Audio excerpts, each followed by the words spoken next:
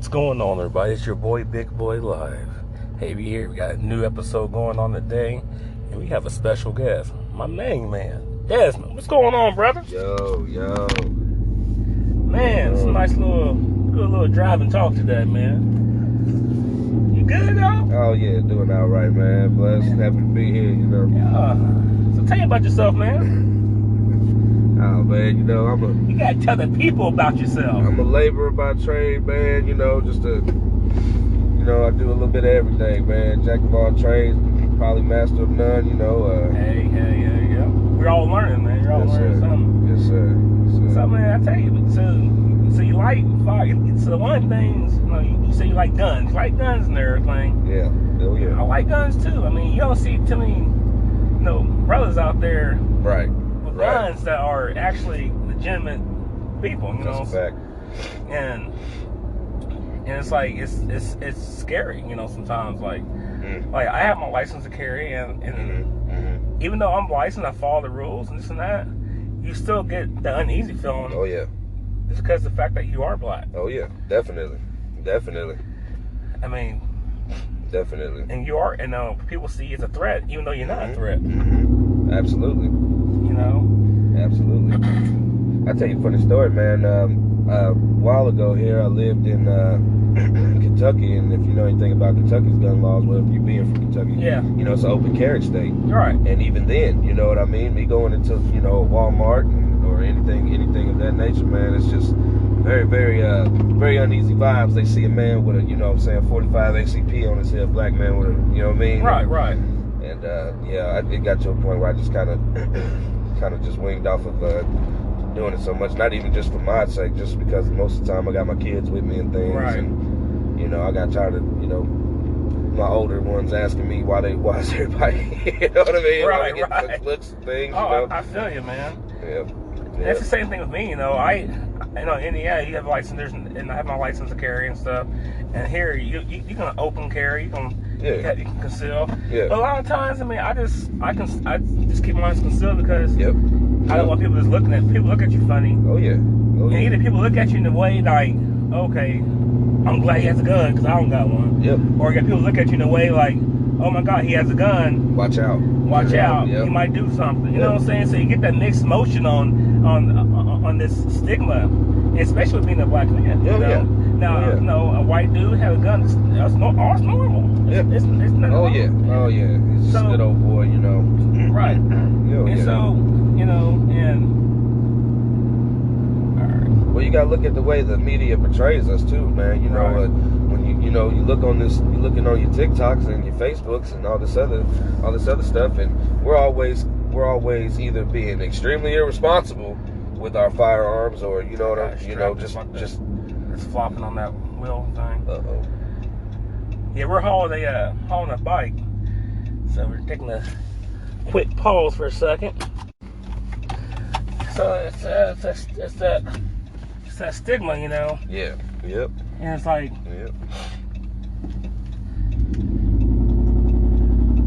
if you get some people don't understand at all, Yeah.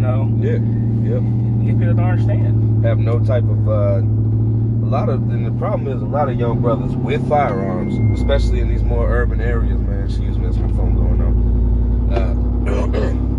A lot of these younger brothers, especially in these urban areas, they have no gun training, they have no firearm training, and the unfortunate thing is you can't tell them nothing either. Right. A lot of us young brothers, and so they have no knowledge of like muzzle safety and things like that, awareness, trigger safety, things like that. Right.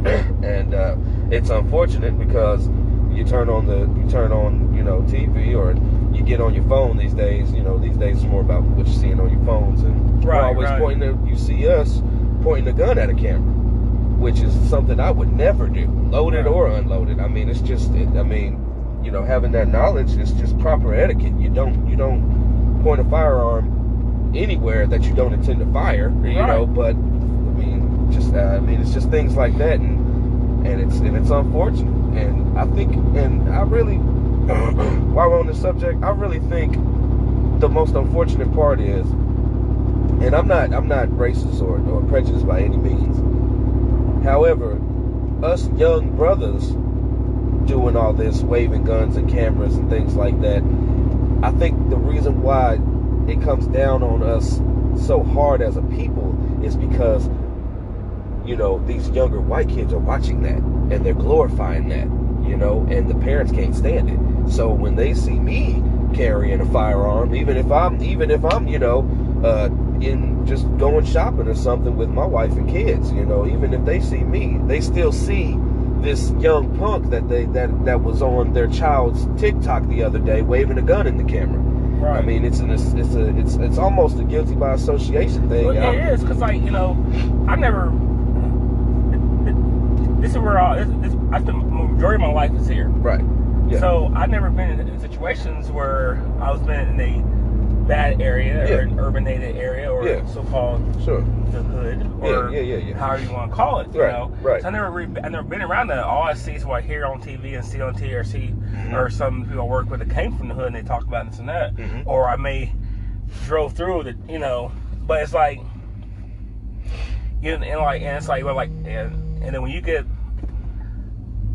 talk to somebody, especially, you know, a white person, right, and then they automatically, they're, depending on who they are, they automatically got in their mindset, what kind of person you are by meeting you. And then when you talk to them, they're like, saying, oh, he's not what I thought. And that's happened to me before. You know, it's happened to me before a few times because, like, I called for his job, and the guy, and I talked to the guy, and I'm educated, and I talked to him and stuff, and I go for an interview, and the dude jumped out of his seat, kind of like that. He's like, what? I was like, yeah.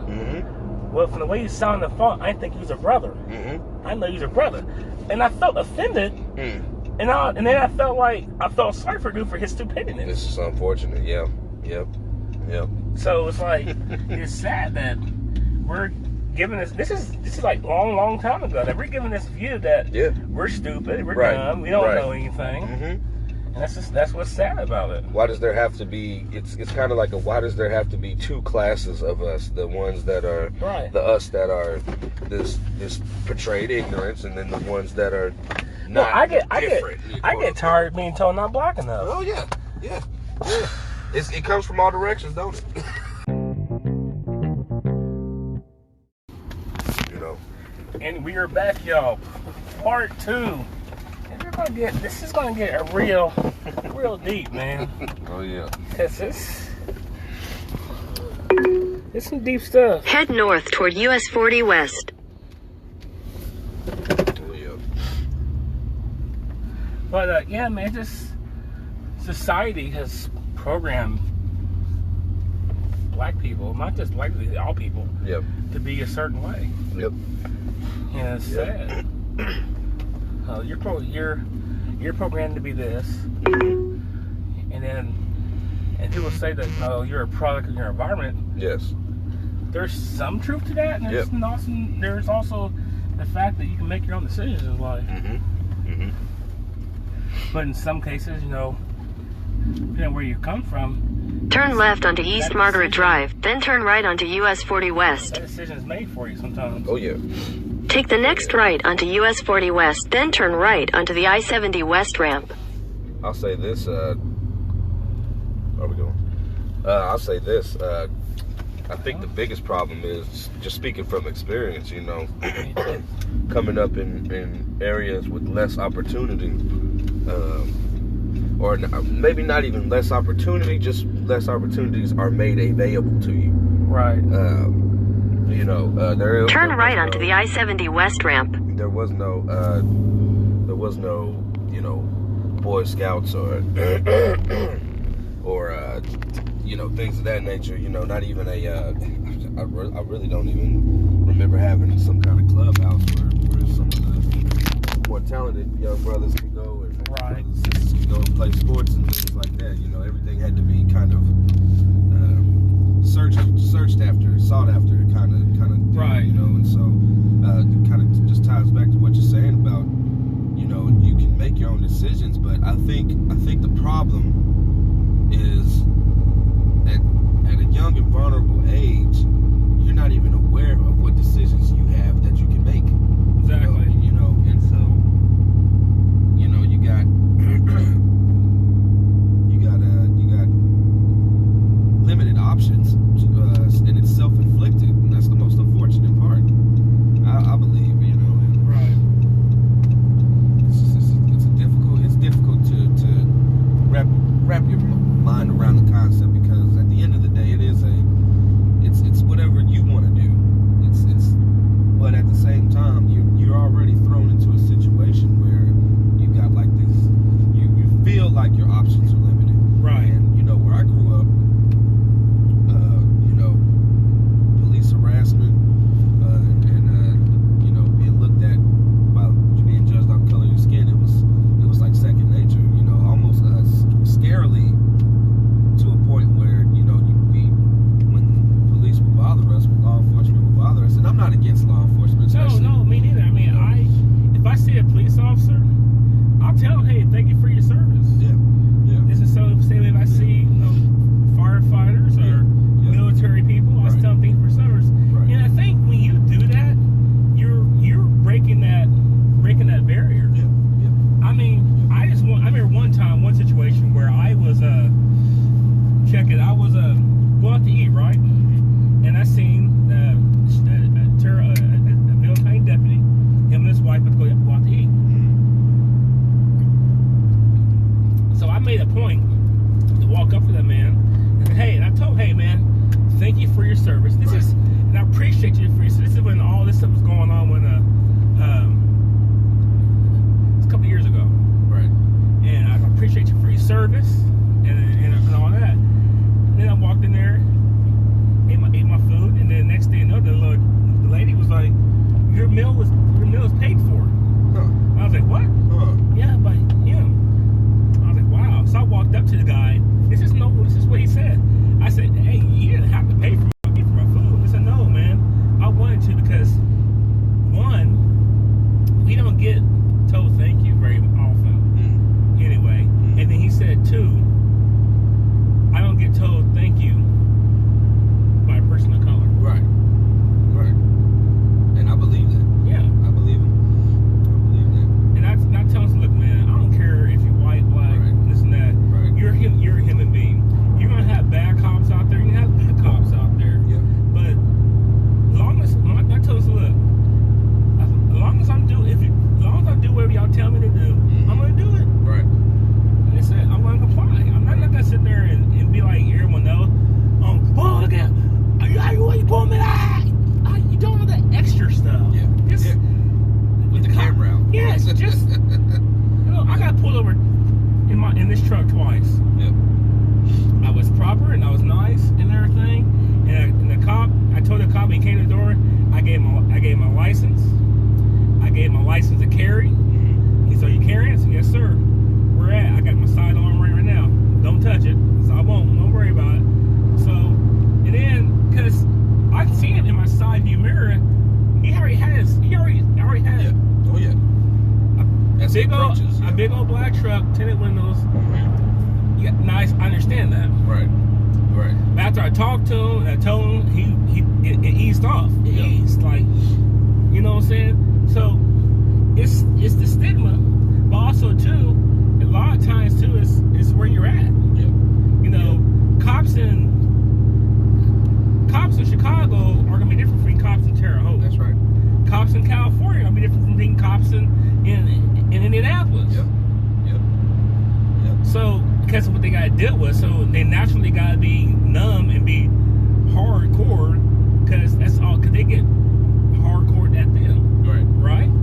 So, but I think that is true to an extent. They're gonna adapt to what environment they're working in. However, it shouldn't. It's when you are law enforcement, in my opinion. Right. Law enforcement, you shouldn't believe that one bad egg should spoil the whole bunch. Right. I believe you should deal with on a case by case basis. Exactly. You should deal with people. Right. It shouldn't be. I had a conversation with somebody I work with, one of my union buddies, told me, you know, he's a brother as well, and he told me that one day he was sitting there watching this guy, this younger cat, his younger brother, running out of a grocery store with some stolen items. Okay, right. And this he saw a police officer chasing after him. Okay, now what he said to me kind of just struck me. You know, it was almost profound because of the truth behind it. I believe. You know, he said. Right. He said, now that man who's got that police officer chasing after him, he's going to be the reason why when that police officer pulls me over, he's not going to see me. He's going to see that man he was chasing earlier that day. Right. You see what I'm saying? And man, I wanted to be like, nah, not everybody's like that. Not every police officer, but you know, to an extent, I felt like there's a strong possibility that could be true. You know, it happens to everybody. Yeah. You think about it though. So, say for instance, you're walking and Billy Bob Joe says, right. "Oh, what you doing over here?" Right. You know what? Right. Yeah. You gonna be like, "What?" Yeah. Man, leave me alone, bro. Right.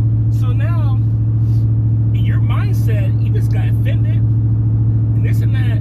So the next white person that comes up to you, Exactly. Yep. looking like the same thing as that, or either close to that, you already have it set in your mind. He's gonna say something smart, and then if he says something smart, you're gonna pop off at him. But this other guy's gonna be like, "Hey man, how you doing today? Right. You doing pretty good, brother?" Right. Yep. You like, you gonna apologize? Yes, man. How you doing? You see, it happens to everyone. You know, Right. When someone disrespects you or when someone does something harmful or does something bad to you, you already have it set in your mind that same person is the next person is going to do the same thing. Right. And that is very true. And I just feel like that's unfortunate that we as civilians do that, but as a law enforcement officer, that association should never come into play. Like you should never associate me with some dude who was giving you a hard time, even if he looked just like me. You know, even if it was my twin brother. Well, I didn't do it. You know what I mean? I'm not the one who was providing all these issues for you in your day. I mean, and it is way easier said than done. I understand that. Way easier said than done. But and that just kind of circles back to how unfortunate it is that the youth is being taught that, especially in these urban communities. The youth is actually being taught that you will be judged off of how you look. They will not care about you. If you see a police officer run, don't even talk to him, and if you do talk to one, then that's considered snitching. Which is, man, I got a lot of felons in my family, got a lot of cons in my family, man, and they'll tell you that's not what snitching is, and this whole stigma around this whole, I mean, it can branch off into so many problems. Right. These preset notions that we are supposed to have about one another, and I'm talking about black and white. You know, I've seen some white folks get down on some more hood ratchet mess than black folks, and I've seen black folks be, you know what I mean? I've seen black folks be more discriminate and be more prejudiced and racist than white folks.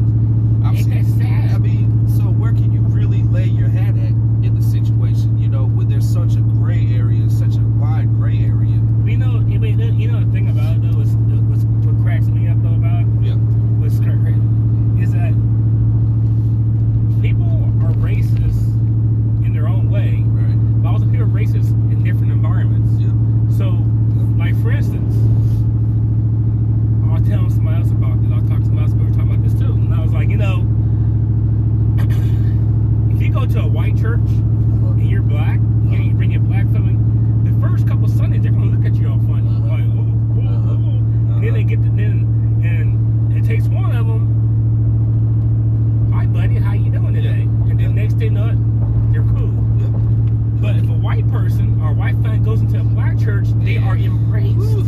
Yeah, absolutely. No, absolutely. Baby, you look like you ain't ate for a couple of days. Baby, after church you have dinner, you know.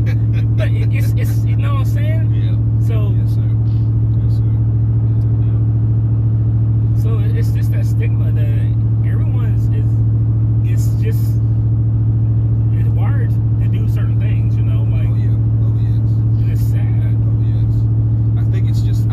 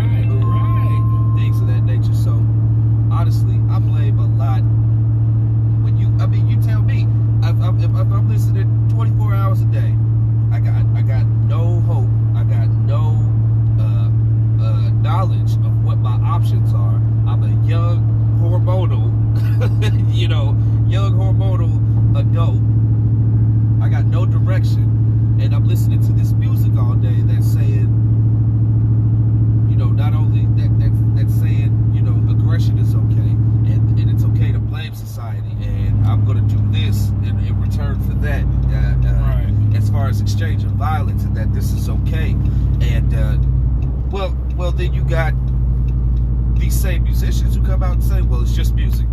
It's just music. No, it's not just music. Absolutely not. Absolutely not. It's the subliminal messages. Absolutely. And Absolutely. they you know it's crazy about that though, because it's funny you say that, because I remember I forgot who it was. I forgot who it was as a hip. I think that somebody, and what he did was they took music, right, and they played it slow and backwards, and you can hear these subliminal messages in there about stuff. And it's crazy. Yeah. I think what you're thinking about is that Lil Wayne song that I Feel Like Dying. They did that with one of his songs, and they, you know, and it's incredible. It is just incredible how these same musicians and these same celebrities that advocate such like vulgarity and negativity, and it's really putting a huge dent, damaging, like just putting a lot of damage on our community. You know, they're looked at as heroes. They're looked at as role models. You know. I mean, you know the thing about it though. A lot of times it's the fact of the matter that they're going through pain. Yes. Worse than you know, because you don't know what they're going through. Right. And maybe that's their outlet. Yeah. You know what I'm saying? Yeah. But it's sad. Like, I just get tired. Like, yeah, when I was younger, it was nice seeing a girl dressed provocative, right. or you know, it was cool. Oh shit, that girl look good. Right. Yeah, man. Oh, yeah. But as I got older and stuff, it bothered me. Yes, sir.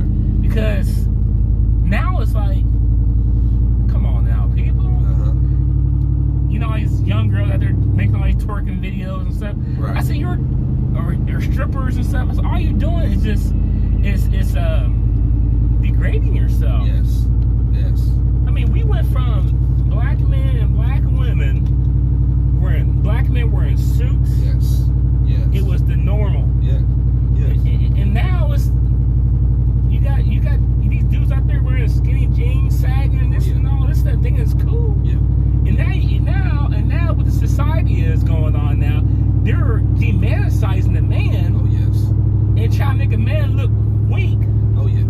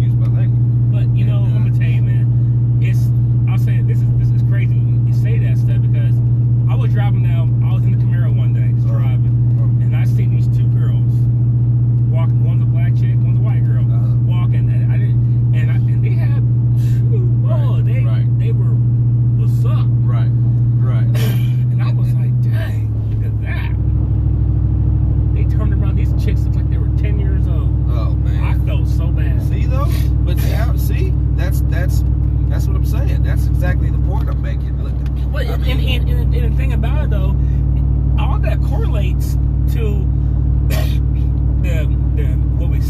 what their kids are seeing. Right. Not only that, it's what we're feeding our kids. Yes. Okay. Absolutely. Because you tell me, when I was in middle school, or when I was in elementary school, middle school, girls didn't have boobs. Yeah. No. Right. Now these girls are 6, 7 years old. Yes. You're starting to wear bras and stuff because. Yes. Come on now. Yep, that's true. That's very true. That's very true. Because of the food that we're feeding our children. All these hormones in the hormones food. And the steroids in the food. Yep. People don't want to see that. People don't want to do that. They don't want to look into that and stuff. And right. It's unfortunate, man. And as far as those two little girls, I mean, you just can't help but wonder where were the parents. And that I think is another problem. This all circles back to society just aiming for the kids, because you can't whoop your kids. No. Legally, anyway. You're not supposed to whoop your kids anymore. If you do, it is considered abuse. Right. And CPS will come in your home. Child Protective Services will come in your home. Do this whole investigation. You know what I mean? I've been through it. I've been through it before. Without that discipline in the home, what's left? Right. Who's actually parenting? Well, okay, I got 5 kids, man. They go to school. Whereas, I know you remember, where we couldn't even have a phone out. No. To play Snake. You remember the old phone? Yeah. You couldn't even have your phone out. Yeah. Even if it was downtime, you couldn't have your phone Minesweeper, out. Oregon Trail or something. Something like that. Yeah. You couldn't even do that much. Now, what are they doing now, though? Here, take this tablet, and you can take it home. And you can, and it's got a camera on it. You can do this. You guys can FaceTime each other. You can have your phone in school now. It's all. Man, it just blows my mind how the times have changed. Exactly. And they call it. They act like it's a compliant thing as far as the times are changing. What can we do about it? No, I disagree. I believe we need to get back to some of those older ways, and because there's no reason why any girl should say I look up to Nicki Minaj or I look up to Cardi B. No. There's no reason for that, and yet they emulate these. And the thing about it though is you touched on like disciplining and this and that. Yeah. Media and social media is what's raising these kids. Oh yes. And then, on top of that, you don't have real parents. The parents are kids. Absolutely. Oh man, babies raising babies. That's right. And it's just sad. Like, that's right. That is. Excuse me, but it's like, especially like in these urban areas, the hoods and everything. You got these kids raising kids. Kids having babies, and the kids don't know how to be parents, and they're beating their babies, or this and that stuff, or doing drugs while they're pregnant. I mean, it's just all this stuff where, absolutely, bring back the old school way. I mean, old school way of things where people actually respect these people, and it's just sad. Man. It was taught, you know what I'm saying, and it took a community to teach it. Yes. Nowadays you can't say something to somebody else's kid. No. Don't you say this to my baby? Don't you say that? Well, if you were saying it, I wouldn't have had to in the first place. Exactly. And I mean, it's unfortunate. Like I was telling you the other day, my 10-year-old boy, man, was called a nigger by one of the younger white boys in my neighborhood, man. And the first thing that jumped to my mind was he didn't learn that on his own. No. He's an 8-year-old or 7-year-old little boy. He didn't learn that on his own. He was taught. He's going home and he's hearing that word probably be thrown around like as a common use. You know what I mean? That's probably what he believes a black person's natural nomenclature is that word, right. Which is unfortunate for him to be able to sling it out so easily. And thing about it though, it's so funny. Like, you're taught habits. You know what I'm saying? Yes. If you have a little black kid and a little white kids, they don't know each other for nothing. They're gonna play with each other. They don't care about they don't see it. They don't care. Yeah. It's what their parents or what their environment teaches them about the other race. I have no problem with anyone. it's just sad. It is. It's just sad the way society has, brought us through. I mean, and now it's like, even in the sports world, black people, you think of sports, you think of black people playing basketball, football, and maybe soccer. Yep. And very little bit of baseball. Yeah.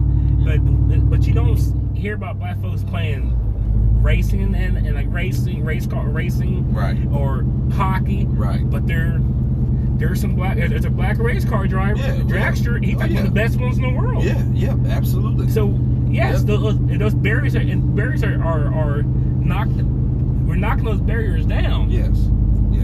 Look at Tiger Woods. Oh yeah. Tiger Woods knocked that barrier down. Oh yeah. Even though he wasn't one of the first black golfers, but he broke that barrier. And nobody can deny he's bad. He's a bad boy, man. He's a bad boy. Come swinging that dang on. Yes. Yeah, but bad boy. But when he got in this trouble that first time, this and that. Oh yeah, they couldn't wait to jump on. He lost just about everything. Now, and then you take that into account. Let me see. Where's my phone? I wanted to look up something. You take that into account with here we go. With who's that guy that he plays for the he plays for the Seahawks. Plays for the Seahawks, I think. He's a white guy. I can't think of his name right now, but he is married to a black woman. Right. And he beat her within an inch of her life. Right. Okay. Was saying all type of racial slurs to her while he was beating her. Tried to kill her. Right. Made her beg for her life and everything like that. Now, why isn't that on the news? Why wasn't that publicized the same way that Tiger Woods' affair was? Why wasn't that publicized the same way that Kobe Bryant's trouble was? Or Rice. Yes. Or Ray Rice, exactly. Right. Who did the same exact thing. Yes. Only he was mad. They put him through the ringer. Yeah. But I'm trying to find his name, man, because so I can get some facts, man.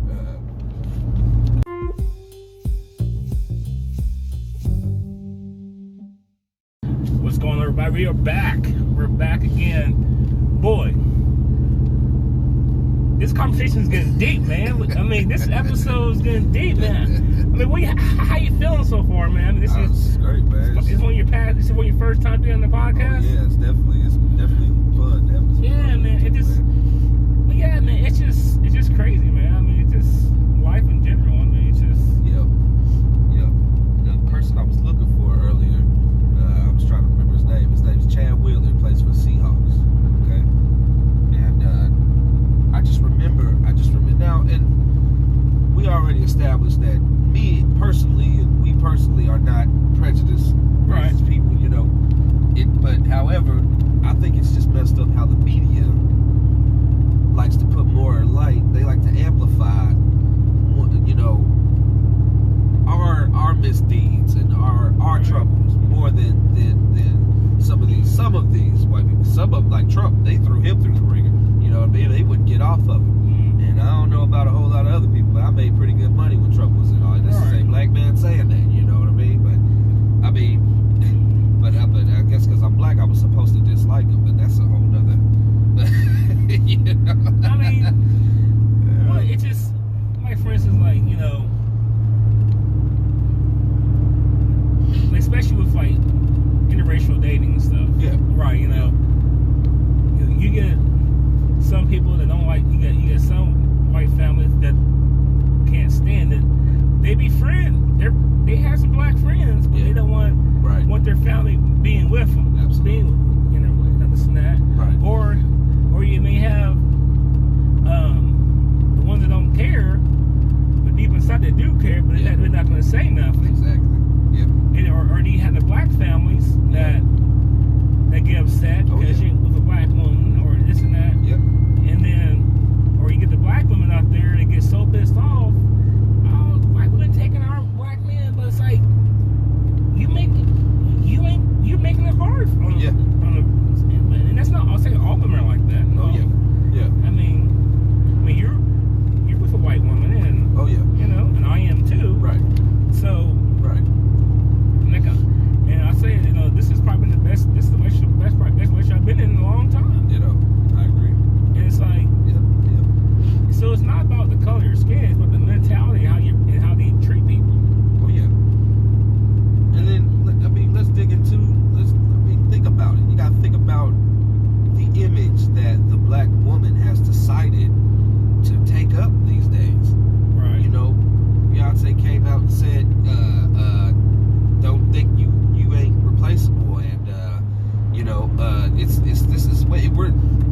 our black women, I love them to death. I was raised by them. You know what I'm saying? I was raised by a black woman. I was always taught to respect all women. But, you know, I love my black women. You know, just because I don't have that attraction to date a black woman doesn't mean I hate them. What I do hate, though, is what we've become. Right. Not only as ethnicity,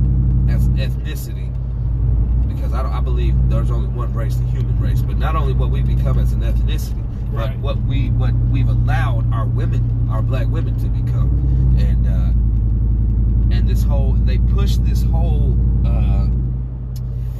I could try to find the right words. I'm trying to be delicate about this one, but just in case my aunties or something end up hearing this, you know what I mean? But our black women have allowed themselves to fall under this more objective image.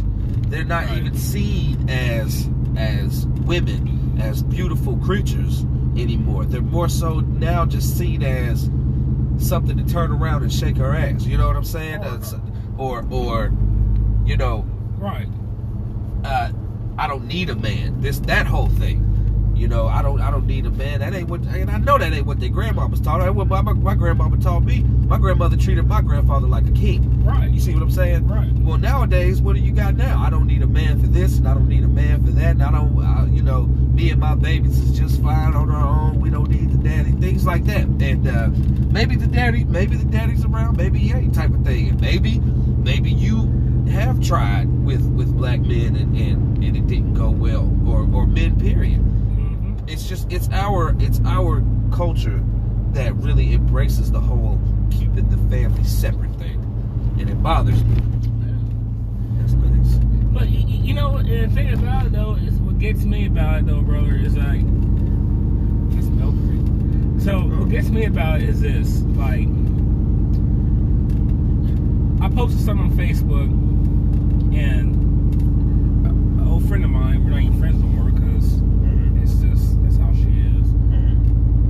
It showed a black woman, and she says on there, "I don't need a man." And then it shows a little girl, "I don't want a man." And then it shows the little baby saying, "I don't know if I want to be a man." Yeah. Wow. And I posted that, and I was like, and she took it in a way like saying that you need a man, this dude, and that. No, it's not saying. Look at the picture. Right. By the woman dogging a man because yes, maybe the man wasn't in the picture, maybe he was low down dirt, right, or this and that, or but you don't sit there and verbally abuse your kid's father in front of your kids, because you're gonna get the daughter that's gonna be like, well, I don't want to be with a man, and the man's gonna be like that. I be with a woman, right? And then you have the little boy that's learning or is thinking, well, I don't want to be a man because men are bad. I want to be a girl. You know what I'm saying? Yeah. Oh, yeah. So when you're sitting there and verbally abusing the opposite sex in front of your kids and their father, the kids they hear everything. They're gonna learn that. Oh yeah. And then think about on top of that, if the father is, you know what I mean, not exemplifying what a man is supposed to be to those children. A little girl and a little boy both need an example of what a man is. Right. A little girl needs an example of what a man is so that they know who to search for when they get older, looking for their mate. And of course, the little boy needs to know so that he knows who to become. Right. For you know what I mean, for the future, for his future. Right. I think the problem is you got these youngsters out here, okay, and I'm one of them. I was raised by my mother. I did not have a father in the home, okay. Now, fortunately, you know, my mother wasn't going for none of that. She wasn't letting me, you know. But I mean, you see a lot of, especially a lot of young brothers who have these feminine ways, you know, and it comes from no man being in the home. Well, why ain't there no man in the home? Let's think about that. Well, mama has to choose sometimes between help from a man and help from the government. Right.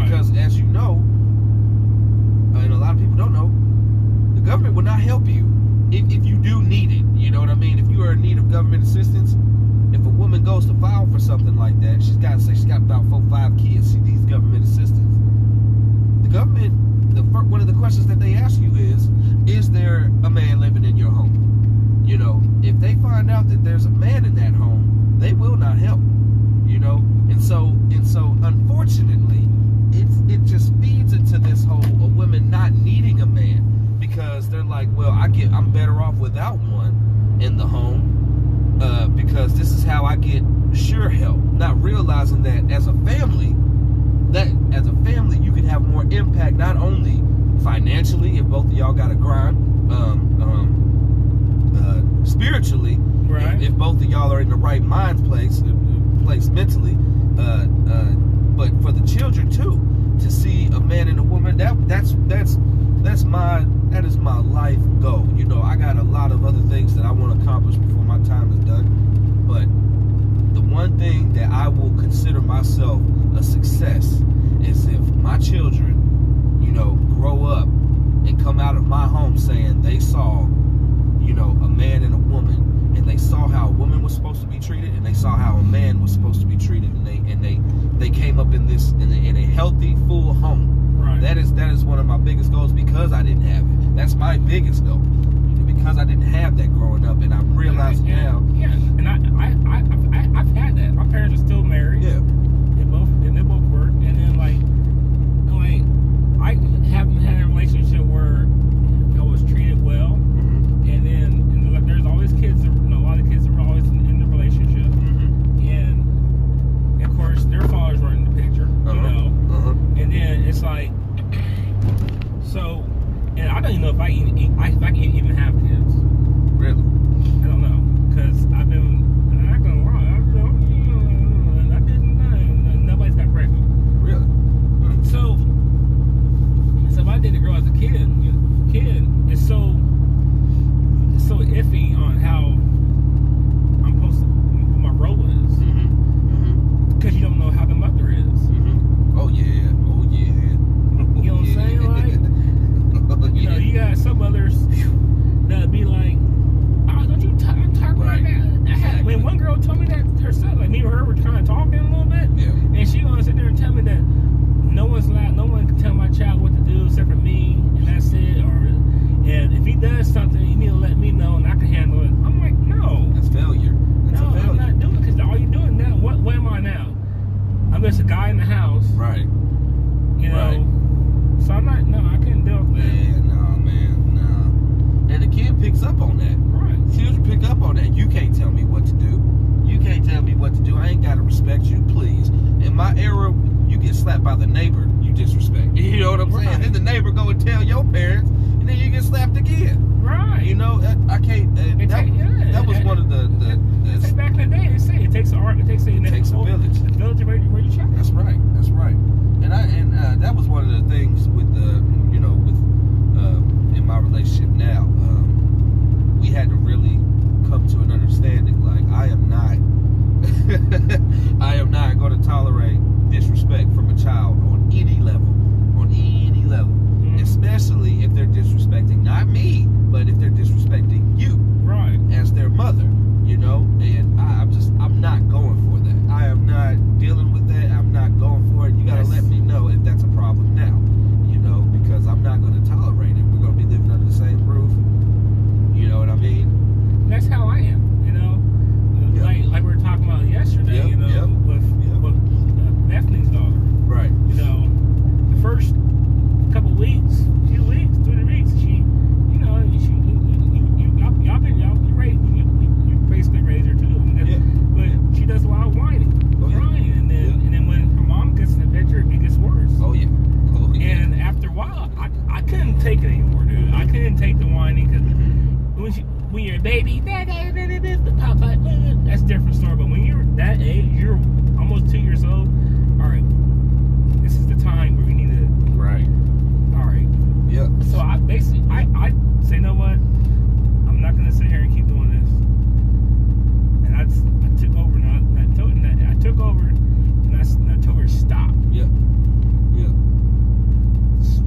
Stop.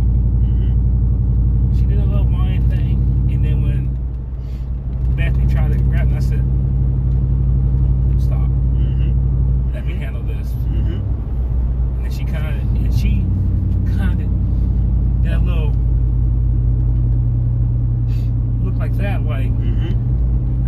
seen it. And then after he got back to the house, and I talked to her, I said, did it bother you that I did that? She said, no. I said, don't lie to me. Right. It bothered you. I seen your face that it bothered you. Yeah. Yeah. She said, I'm just not used to someone helping me out or taking charge like that. There you go. There you go. There you go. But it was needed. It was because it was needed. Yeah, so and I told her too. I told her sometimes, I said, look, if she starts acting up, put her in a playpen and close the door and walk out. Right. She's gonna cry. Absolutely. She might cry for 30 minutes, but she will go back. She will go to sleep. Oh yeah. Because when you start putting that notion in there, saying that you don't run the situation here, right? Then it takes because she doesn't have that. Yep. You know what I'm saying? Yep. Yes, sir. I do. And like when she even like when she be in bed whining and stuff, I would grab her and I tell her stop and lay down, and she does this. Stop. Yeah. So it's like, and it's like it's just part of training, man. Oh yeah, that's what it is. Home training. It's the same way like training dogs. Oh man. yeah. You gotta establish that because they will test you while they're young too. Yes. You gotta do it while they're young. Yes, sir. Yes. My dog Max. Yeah. He tested me. He snapped at me one time. Oh yeah. Because I put him in his cage. He got mad and snapped at me. Boy, I clocked him. I clocked him. I threw him on the ground, and I had my hand on his chest and on his neck. And I said, "Don't play with me. Please don't. Please don't. Please don't." From that day on, he's never snapped at me again. You got it together. Got it all the way together. Because it's just like a pack. Yeah. It's a pack. Pack leader mentality. That pack leader.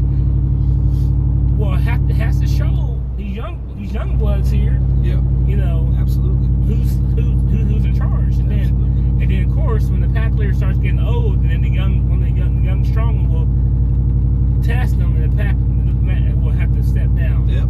But you have to, and that's just how it is. It's funny, man. I got a 13-year-old in my home right now, and he's coming into his musk. You know what I'm saying? Right. He's hitting that puberty stage, and he's a good boy too, man. My boy's a good kid, man. Like that, But we have these situations from time to time now, where he's gotta let it hang a little bit. Now, I teach my boys that, you know what I mean? Because I'm trying to raise protectors. I'm trying to raise alphas. You know what I'm saying? Right. I'm trying to raise defenders. I'm trying to raise upright men. You Right. know? So, if he wants to get the thing I tell my boys, I tell them all this. If you are having some kind of bad day or some kind of bad week, and you feel like you got to get some kind of aggression out, take it out on me. Still have your respect about it. Be respectful now. Because I'm one of them reflex people. I should slap you out of reflex out on accident. I'll be like, I'm sorry. But, right. But just don't take it out on your mother. Right. And I'm doing that because for two reasons. One, I am trying to teach non-negotiable and unconditional respect to their mother. Right. Be respectful to your mother no matter what. It's my first reason. My second reason is because I'm trying to teach them not to have a bad day and come home and take it out on their future woman. Right. Now I tell them, and my boys, when they get to fighting too much and things like that, I got boxing gloves and things like that. I make them put it on. I make them put them on. All right, y'all been arguing too much. I've been home only 30 minutes. I get home from work. I've been home 30 minutes. I keep hearing y'all go back and forth. Throw the gloves on. And they will. They go outside, they throw them on, they get down for about 30 to 45 seconds, and then I make them hug it out. Tell them they love each other, and we keep it pushing. Right. So, back to my 13-year-old, man. So, recently we had a situation. Oh, man, you got to turn around, ain't you? That's one of those stoplight things. Recently we had a situation where he was having some issues in school, and I sat there and I asked him a couple times, like I'm the way I am, every couple weeks or so with my kids, I come home and I'm like, I want to see grades, because it's so made available now on these computers that the schools give them. You can look up their grades anytime. Right. So I come home and I say, I want to see grades. What's grades looking like? What's grades looking like? Type of thing. And they'll this one particular time he was having some trouble just coming at me straight. And we as adults, we ain't stupid. We done tried everything under the sun with being a kid. Pretty much, bless you. Pretty much, he thought he was failing in class. That's the funny part. He wasn't even failing. He thought he was, though. Mm-hmm. So I'm pressing him now about it because he's taking forever to show me these grades. It's just like, well, I don't know if I have my grades yet and all these other things. And, it got to a minute where I'm at him about it. I'm like, why are you playing with me right now? Show me, I'm asking you for something simple. You can do it. He's like, well, I don't know. And the way that he came about that, well, I don't know for sure is what I'm trying to say. Things like that. The whole. He kind of. I took that as like what you would refer to as your dog snapping at you a little bit, trying to see what they can get away with, kind of thing. I think at those moments are the most crucial to assert that authority, but to also right after let them know that you're coming from a place of love, because these kids are so sensitive these days. They are so sensitive these days. So I did have to, get the situation under control. I tell you what's funny, man. So come to find out, he was lying. Long story short, he tried to show me one of his homeboys' report cards, and he didn't think I noticed. But see, I pay attention to my kids, so I noticed that the teachers' names on the report card were teachers that he ain't even in the same school that he's in. I said, this ain't your teacher, man. I said, what are you doing? And then that's when he came out and told me the truth and everything. So I was disappointed. And how I know my kids love me is because the bike fell. Ooh, snap. That's not good. Oh, snap. That is not good. You said we missed a turn too?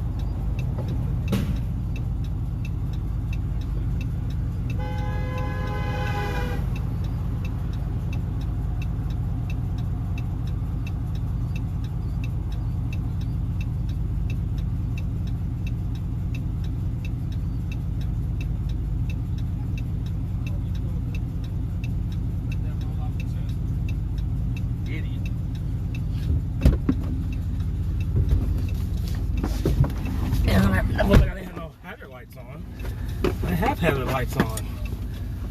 Maybe she just didn't want one of us to walk out on accident and not see her coming, because she was going pretty dang fast. But we were all right here on the side. Right. There's no point to. Whew. Ignorance, man. Ignorance. Just like that, ignorance. Just like that, man. Situation. Sorry for the pause everybody had a situation. But just like that. You gotta teach these kids something, man. You gotta teach these kids, and so they can, because you want the streets teaching. Yeah, that was I was one of those, taught by the streets pretty much. And I hate to say it that way because I don't like to advocate anything even remotely close to my old lifestyle before I found Christ and really got serious about being a man. Like, kind of like what Jesus said, when he became a man, he left behind childish things. And so I don't really like to glorify nothing I did in the past, but growing up, I was the product of a fatherless, a fatherless home. Right. It was me and my sisters, and we were poor. We struggled a whole lot, a whole lot. Plus, mama was sick, kind of thing. And I coming from the background I come from, I refused to let that be an excuse to fail. Right. And so I can't sympathize, and I can't relate to those who decide to let their past almost act as a crutch for their future. Well, it's funny. It's funny we were talking about that. It's funny you talk about. I told you need to come to my church and visit. Check it out. Yeah. But we were talking. They had at the church, so we had a little men's meeting.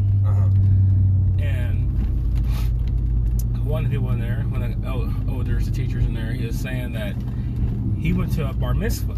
And he said when in the Jewish community, when the boy turns 13, he is told he is told that he is a man. Right.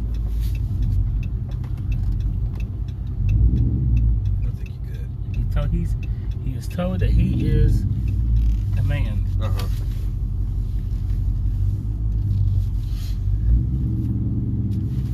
He is told he's a man, and he is held responsible for he's held accountable for his actions at 13. And that's the thing about it, though. And another thing somebody else mentioned is that when he was younger in church, he was involved with everything, singing, did anything. When the men did something in the men's program, he was involved. He was involved with everything. So it's a lot of it has to do with is keeping the children involved. Yes. Oh yes. Yes, sir. Oh yes. All right, everybody, we're gonna close out this episode. Hey, this was a good one, man. It was deep. It was deep. Thanks for having me. Oh man, hey, thanks, man, for you being a part of this. We gotta get you on another one. Yeah, because man, it's like iron sharpening iron, man. Oh, yes, sir. Definitely. It's what's up. Definitely. Well, everybody, this episode is brought to you and sponsored by Terra Jersey Photography. Get your photography done. Other than that, hey, thank you. Check it out, like it, share it, support it. Without you, I'm nothing. Thank you. Have a good night.